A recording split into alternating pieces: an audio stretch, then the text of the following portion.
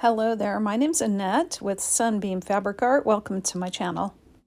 The scraps are getting out of control again, so come along with me today and I'll show you how I processed this batch.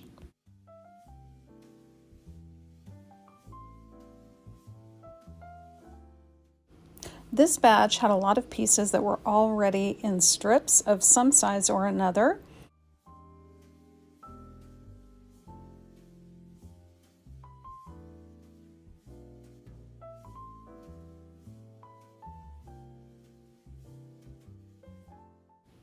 So my first step when sorting out these scraps was to put them in places according to their general size.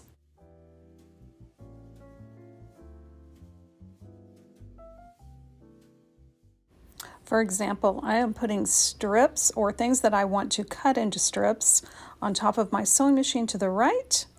Then behind me on my chair, I put large pieces of yardage that I wanted to cut into 10-inch squares.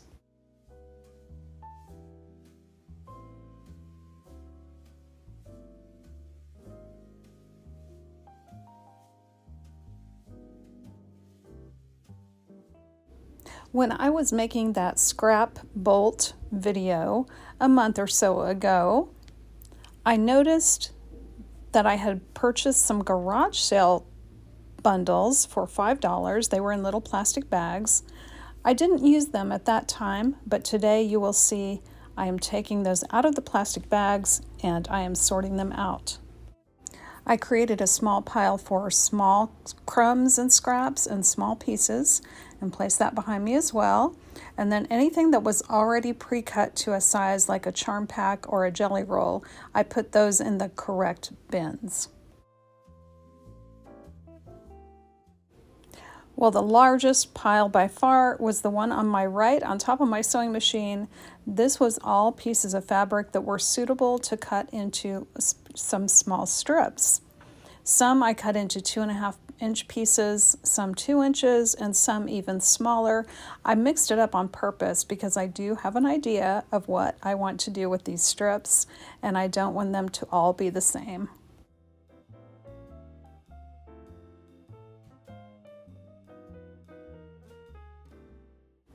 For the large pieces of yardage that I did want to use up, what you see me doing here is folding them over in a way that I can get the most 10-inch squares out of these pieces.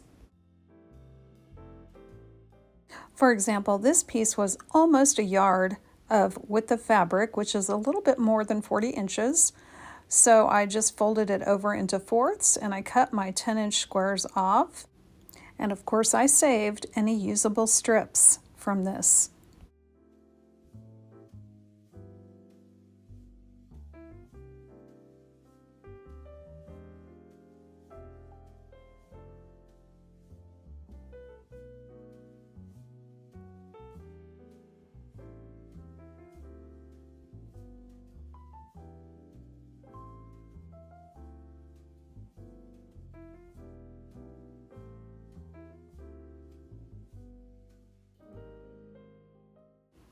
One little tip, if you don't remember the last time you changed your blade on your rotary cutter, take a moment and change it.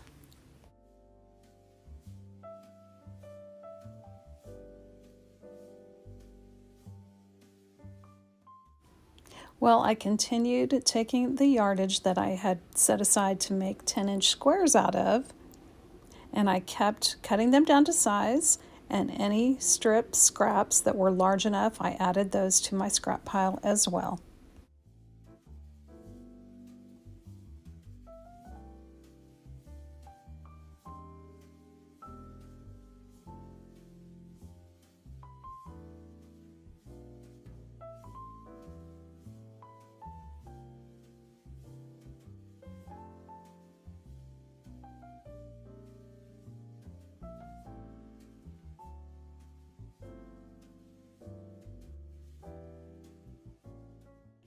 I do want to give you a look at all these cute fabrics, but I don't want to take forever trimming these down for you. but we'll go through them quickly so you can see all the pretty fabrics I'll now have 10-inch squares from.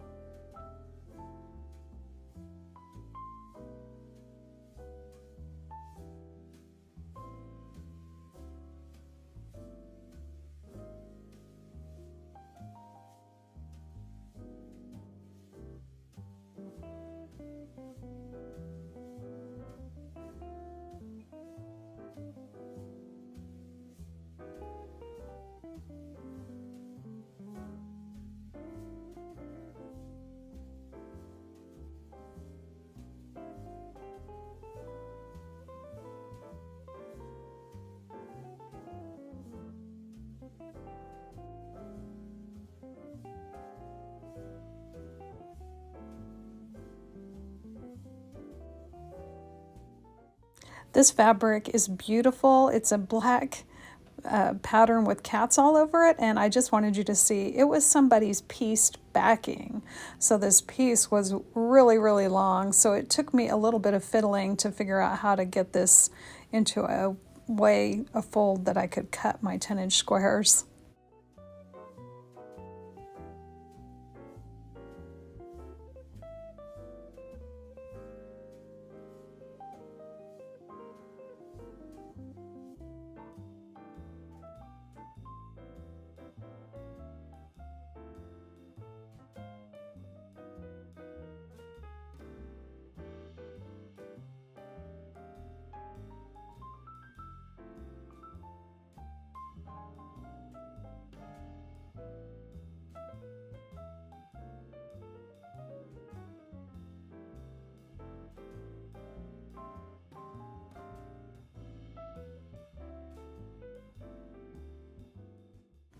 Well, let me give you a look at my scrap bin.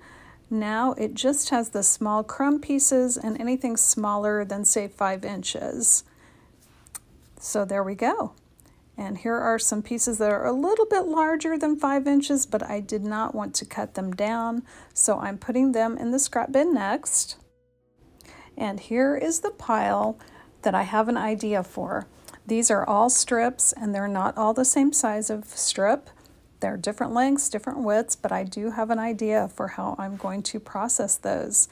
And then last, I have this pile of 10-inch squares. I'm going to put that into my 10-inch square layer cake bin. In total, processing these scraps took me about an hour and 15 minutes, so not bad. I'm leaving you with my before picture. I hope that seeing this video makes you feel like taking the plunge and having some fun with your scraps. Thanks so much for joining me today, and I hope to see you back real soon.